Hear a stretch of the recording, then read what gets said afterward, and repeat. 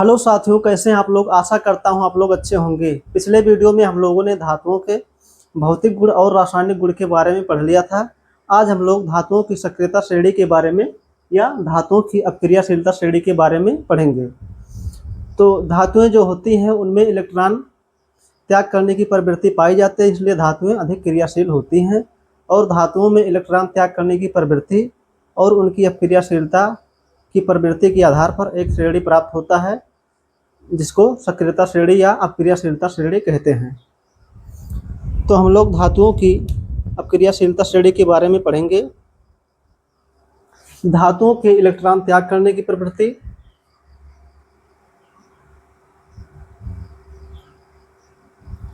धातुओं के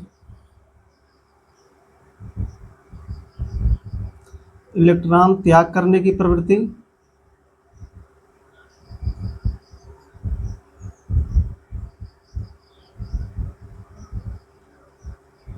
धातुओं के इलेक्ट्रॉन त्याग करने की प्रवृत्ति होने के कारण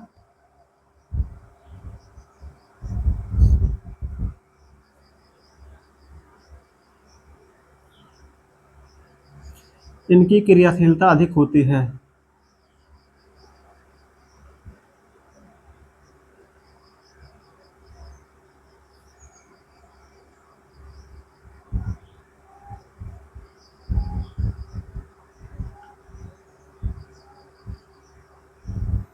तो धातुएं जो होती हैं उनमें इलेक्ट्रॉन त्याग करने की प्रवृत्ति पाई जाती है, इसलिए उनकी क्रियाशीलता अधिक होती है। अतः इलेक्ट्रॉन त्याग करने की प्रवृत्ति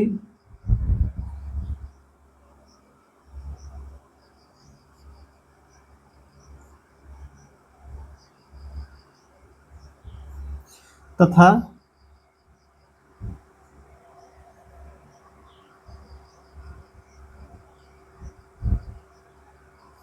उनकी अपक्रियाशीलता की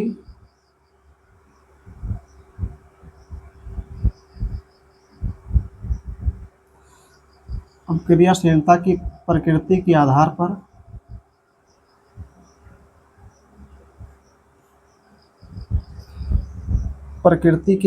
पर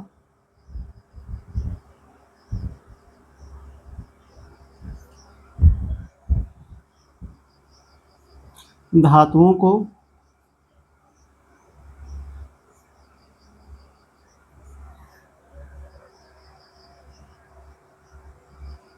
एक श्रेणी के रूप में व्यवस्थित करते हैं।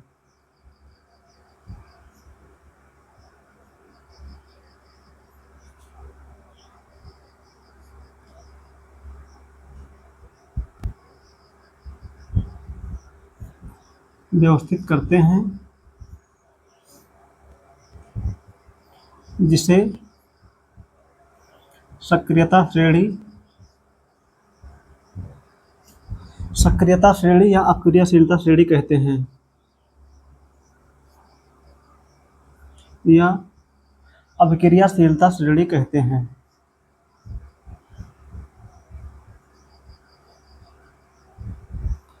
सक्रियता श्रेणी या अपक्रियाशीलता श्रेणी कहते हैं।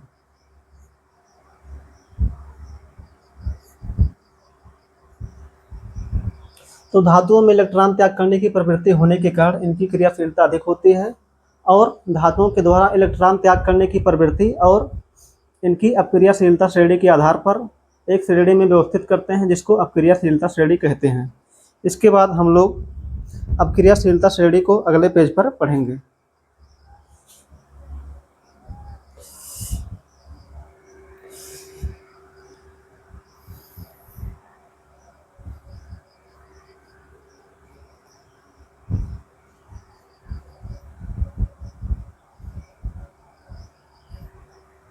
अब क्रियाशीलता श्रेणी में सबसे ऊपर पोटेशियम होता है, उसके बाद सोडियम, कैल्शियम और अन्य धातुएं होती हैं। इसमें सबसे ऊपर पोटेशियम, जिसका सिंबल के होता है,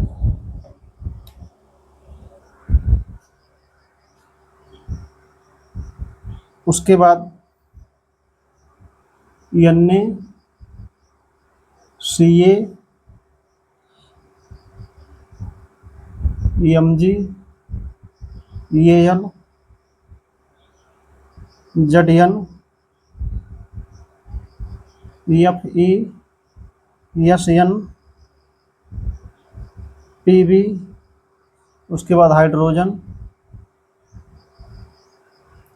Cu, Hg, Ag, उसके बाद Au।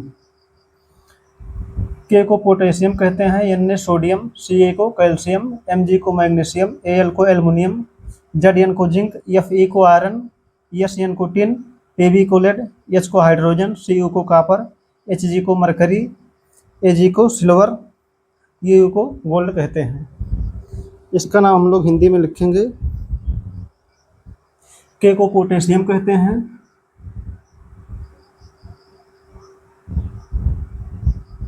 पोटेशियम, Na को सोडियम, Ca को कैल्शियम,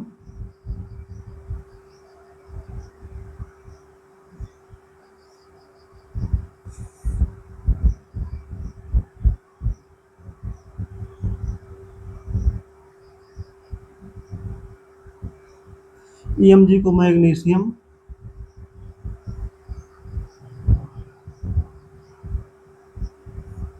Al को एल्युमिनियम,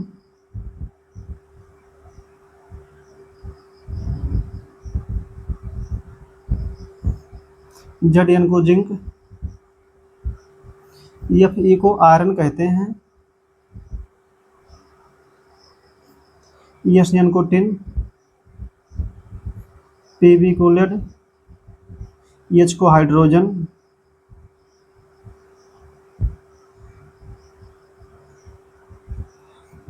Cu को कॉपर, Hg को मरकरी, Ag को सिल्वर, Au को गोल्ड। तो इसमें जो धातुएं हाइड्रोजन से ऊपर होती हैं वह हाइड्रोजन की अपेक्षा अधिक क्रियाशील होती हैं। यहाँ से यहाँ तक की धातुएं हाइड्रोजन की अपेक्षा अधिक क्रियाशील हैं। ये सब धातुएं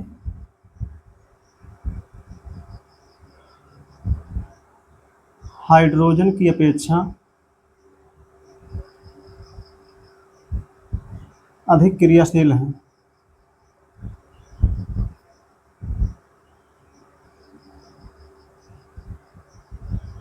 और हाइड्रोजन से नीचे की दो धातुएं होती हैं कॉपर, Hg, Au और गोल्ड। ये सभी धातुएं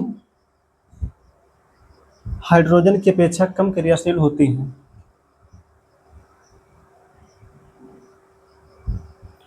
हाइड्रोजन की अपेक्षा कम क्रियाशील।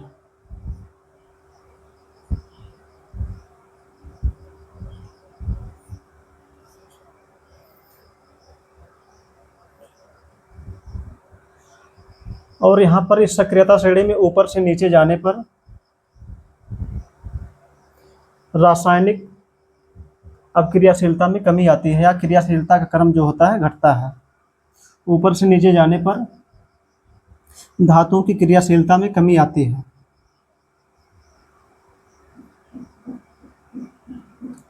धातुओं की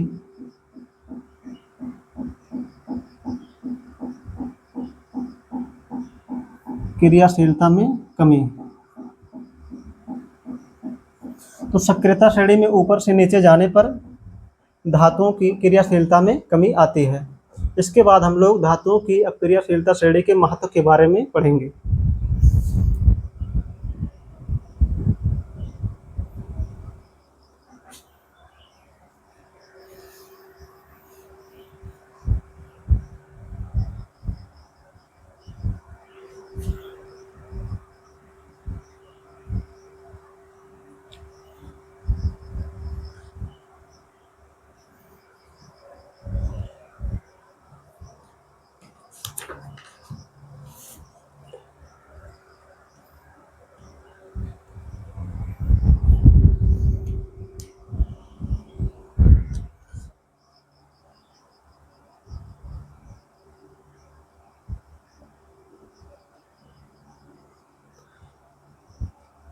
सक्रियता श्रेणी का महत्व।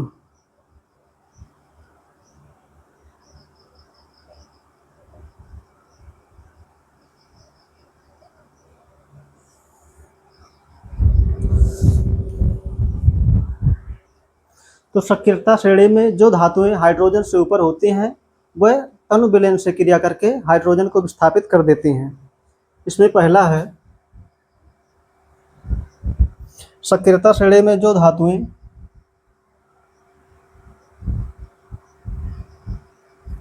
सक्रियता श्रेणी में जो धातुएं हाइड्रोजन से ऊपर होते हैं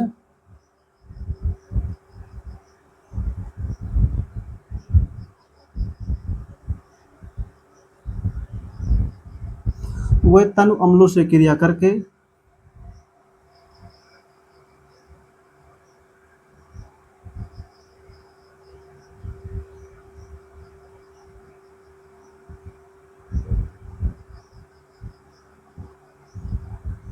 हाइड्रोजन को विस्थापित कर देते हैं।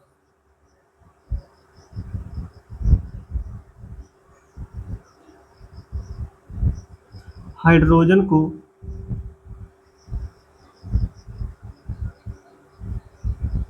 विस्थापित कर देते हैं।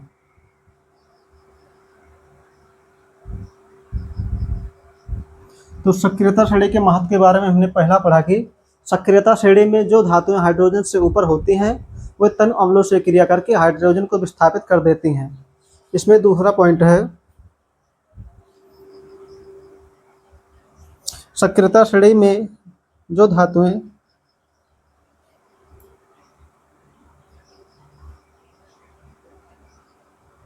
सक्रियता श्रेणी में जो धातुएं ऊपर स्थित होती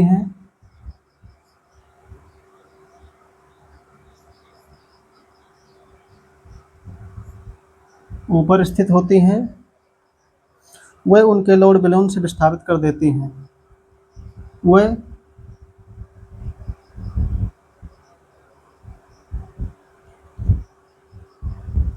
उन्हें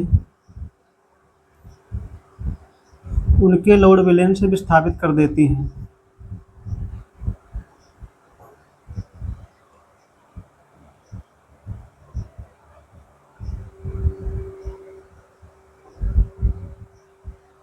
वह नीचे के धातुओं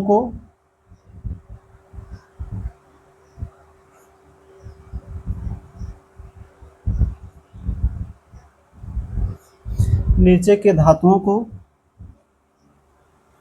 उनके लोड विलयन से विस्थापित कर देती हैं।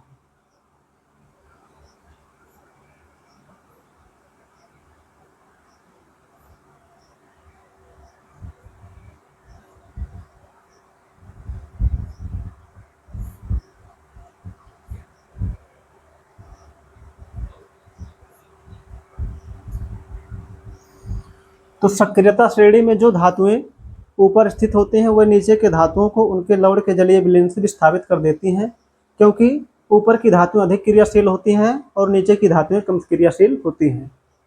क्योंकि ऊपर की धातुएं अधिक क्रियाशील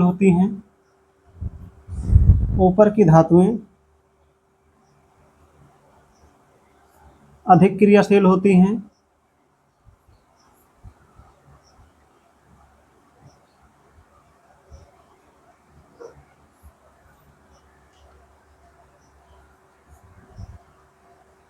जबकि नीचे की धातुएं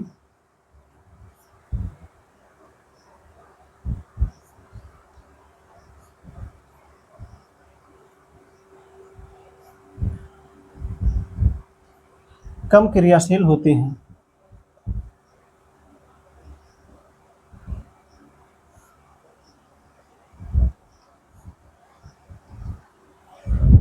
तो हमने सक्रियता श्रेणी के महत्व के बारे में पहला पढ़ा कि सक्रियता श्रेणी में जो धातुएं हाइड्रोजन से ऊपर होती हैं वह तनु अम्लों से क्रिया करके हाइड्रोजन को विस्थापित कर देती हैं। और हमने दूसरा पढ़ा कि सक्रियता श्रेणी में जो धातुएं ऊपर स्थित होती हैं वह नीचे के धातुओं को उनके लोड विलयन से विस्थापित कर देती हैं, क्योंकि ऊपर की धातुएं अधिक क्रियाशील होती हैं जबकि नीचे की धातुएं कम क्रियाशील होती हैं।